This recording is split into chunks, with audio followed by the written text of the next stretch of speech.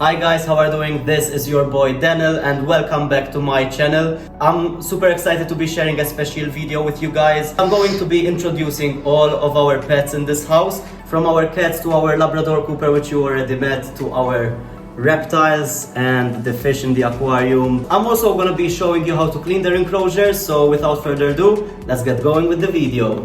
First up, you all know our Labrador Cooper. He's full of energy and always up for a game of fetch. He's up.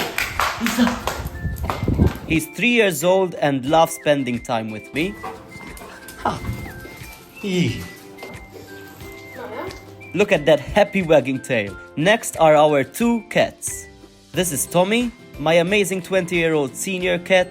He's been with me through thick and thin, and he is the king of this household. I was 5 years old when we got Tommy. And here's Pixie, our playful 8-month-old kitten, who's always getting into mischief. She's the latest addition to our family. So Pixie is actually a rescue. My father found her out on the streets in very bad conditions, actually, as you can see on the screen right now. Now she's thriving and living the best life with us here. Let's see how they react at feeding time.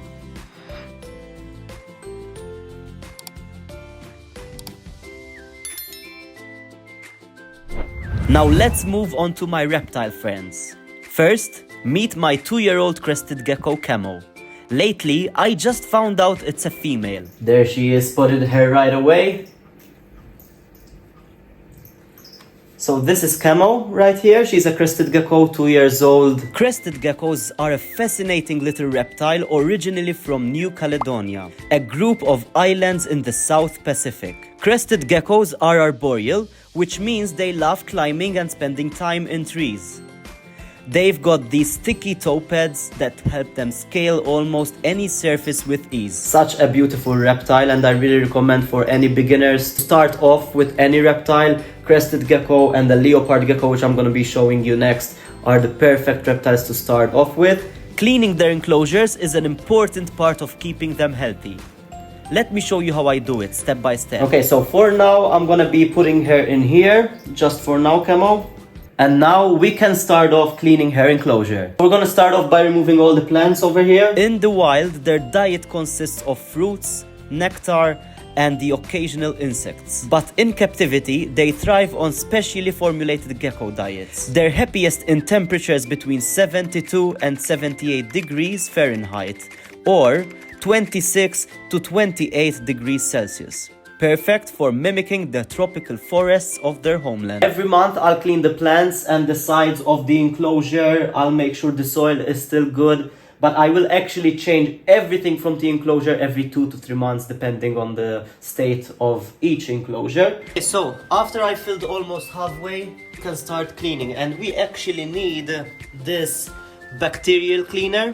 I'm gonna spray all on the decorations and plants.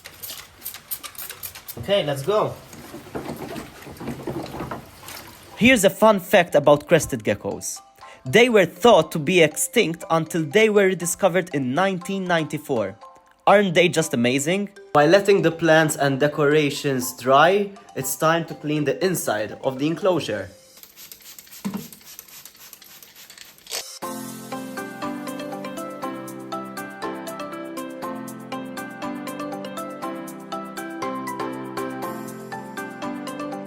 I'm going to change the light bulb.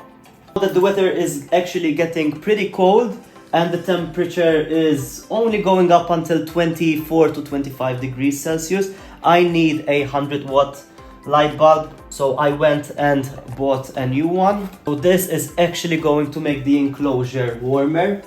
And there we go, we've set ourselves the new 100-watt red night lamp. We're gonna be switching that on. So the enclosure starts heating up from now.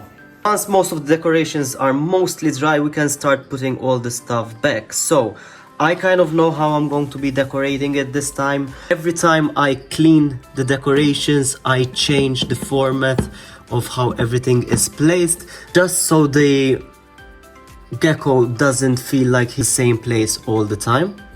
Log, or whatever this is called, I think I'm gonna put it up this way.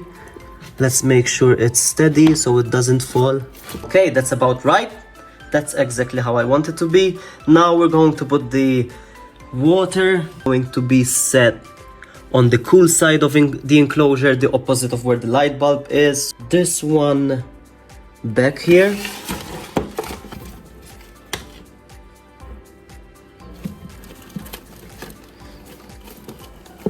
Okay, next plant going in is actually gonna go behind here.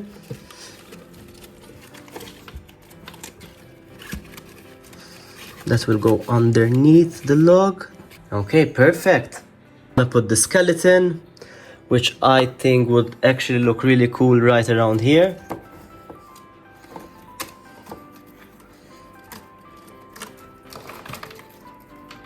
I like putting the thermometer and hydrometer near the warm side of the enclosure, so I know the warmest side how much it is, and then I can calculate. It's always like maybe 2 to 3 degrees less on the cold side of the enclosure. This cute little rock, which we will put right around here, there. Final plant right at the front, so Camo will have a little bit of privacy. And that's about it. That's gonna be the new enclosure.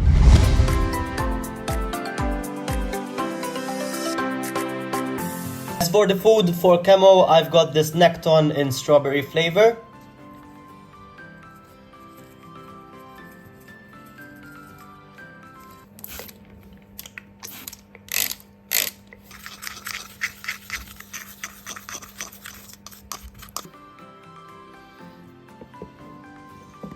Just right there. Missed it a little bit.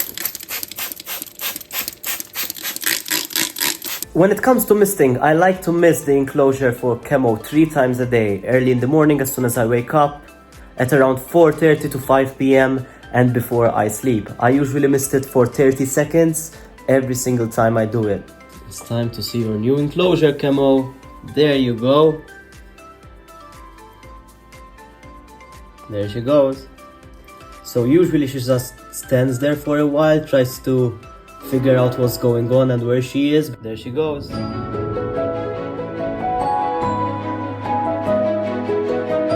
And with Camo's enclosure done, let's hop into this one. And here we've got Leo, the Leopard Gecko.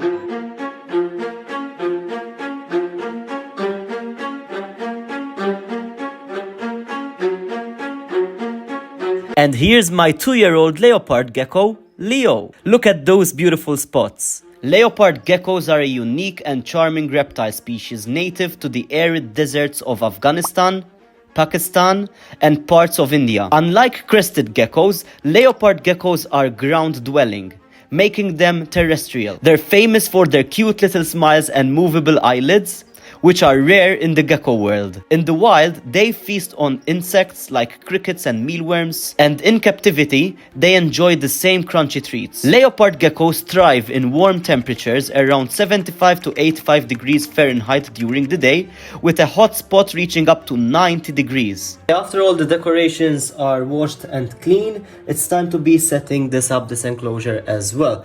On the right side of the enclosure, we've got the heat mat underneath, so this part is actually warmer than this side.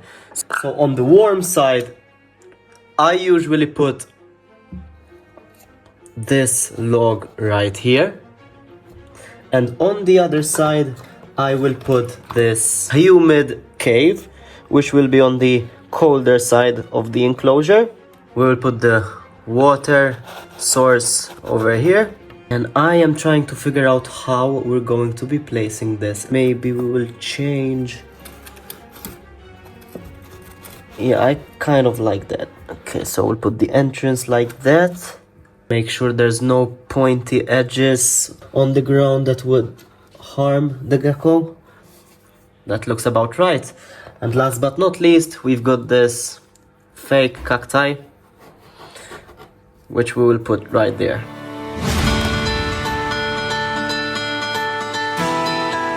Here's a fun fact about leopard geckos. Their tails act as fat storage, which helps them survive in tough conditions. Plus, they can drop their tails to escape predators. Don't worry, it grows back. Aren't they incredible? Colors on this thing are so beautiful. Hey buddy, are you ready to go into your new enclosure? Okay, let's go. There you go.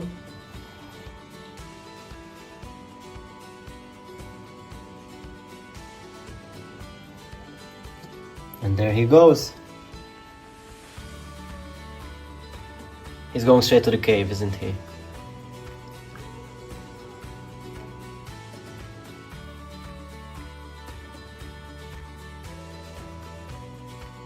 It's actually very humid in there. It's quite cold, so I don't think he's going in there. Okay, so enough of Leo's enclosure, and we're gonna hop into the turtle enclosure. Here is the turtle tank. So over here we've got Nugget, and back here we've got Nibbles, the razorback musk turtle. Nugget is a mud turtle. Got a Denio in here and some neon tetras. We're going to be cleaning all of it. We're going to be making at least a 50% water change.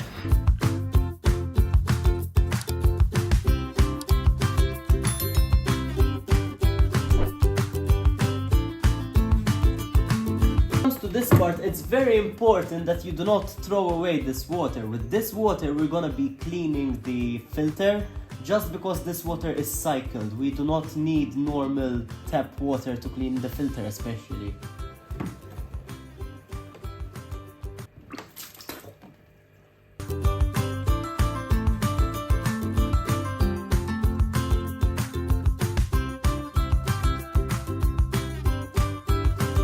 We'll clean the glass. This algae is always a pain to remove, just because we've got the lighting above. In fact, on the other side there's no algae. I rescued these turtles from their previous owner who did not want them anymore. So now it's time to fill this tank back up. Gonna put this right there. Gonna gather all the pebbles.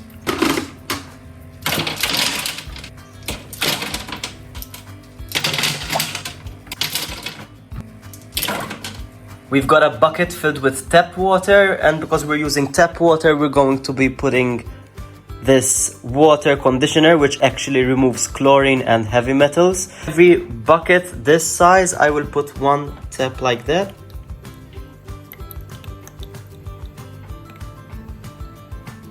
We'll put it inside here. Okay, so let's start filling up the water. There it is. The Socotra Island blue baboon tarantula, or also known as the Monocenthropus balfouri, is not considered highly venomous to humans. Like most tarantulas, its venom is primarily designed to subdue prey, such as insects, and is not typically dangerous to people. However, its bite can still cause localized pain, swelling, and irritation. This species is known for its defensive nature, so handling is generally discouraged, especially since its speed and agility can make it so tricky to manage. It's best admired in its enclosure. While it's still being filled up with water, it's time to switch on the filter. There we go. Since of course it's getting colder, we're going to be setting up this new heater. We set it up at around 28 degrees. We're going to be putting it next to the filter. There you go. So now we've got the basking area over here. We've got the water heater. This is going to keep the water at around 28 degrees Celsius, the filter and the enrichment all around. While this tank is getting filled up with new water, let's hop into the last piece of the puzzle, which is my 300-liter aquarium. In this 300-liter aquarium, we've got 14 fish and 4 zebra snails roaming around, which I think it's gonna be impossible to see one. Actually, there's one up there. I don't know if you see it, but there's one snail up there. We've got the golden severum right there, which is the yellow fish at the back. And then we've got the severum over here, which is the largest fish in this tank. And we've got 4 electric blue acaras, which is like this. They are magnificent fish. We've got 2 here. And we've got 4 gouramis, which are these types of fish. And the golden one at the back. We have also got another gourami right here. And the 4th one over there. We've also got 2 sucker fish, which is right at the back. You can see one of them. And one of them at the back over there. Both of them love to hide. And last but not least, which I think is the most beautiful fish in this tank, it is the spot cheek cichlid, which is this one right here. We've got 2 of them, one there and the other one right here. That's about it. We're gonna be doing a 25% water change, and this is how I usually work. 25% water change every week, and then a 50 to 75% water change every month. It all depends on how bad the water looks and of course the substrate. We've got some poop that gathered around this area. I want to show you guys how cool this looks. Okay, you ready? 1, 2, 3. Take a look at that.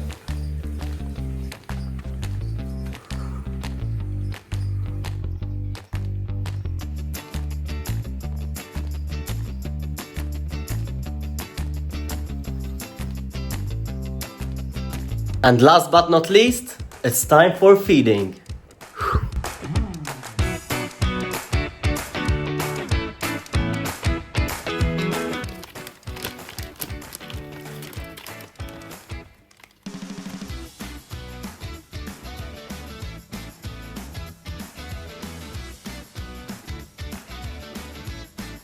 Oh, he's coming out. There you go, Leo.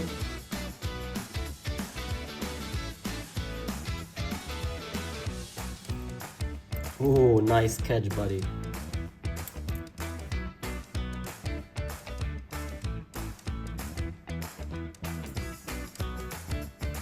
Nice. Well done, Leo. Okay, I'm gonna leave the rest for you, Leo.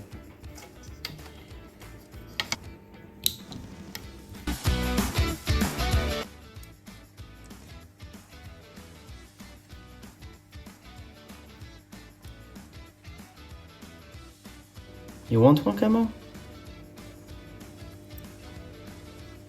Oh, you're not hungry?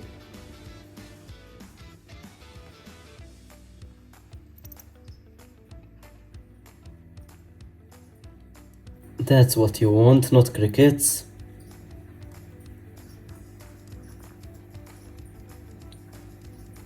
Good girl. Air temperature is already at 26.9 degrees, so it's getting up there. 27 degrees, perfect. The smallest crickets go for the tarantula, so first I'm going to be putting some H2O balls for the tarantula for her to be able to drink if she's thirsty.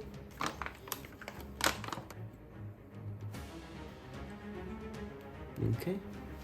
Most probably, I'm pretty sure she's not gonna come out to feed, but most of the time when she's burrowing, the crickets will get caught in its web and she will feed later on.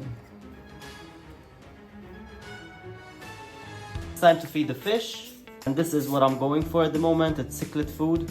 Okay, take a look at this, guys. They should be very hungry right now. Cichlids can be quite lively eaters. Watch how quickly they go for the food.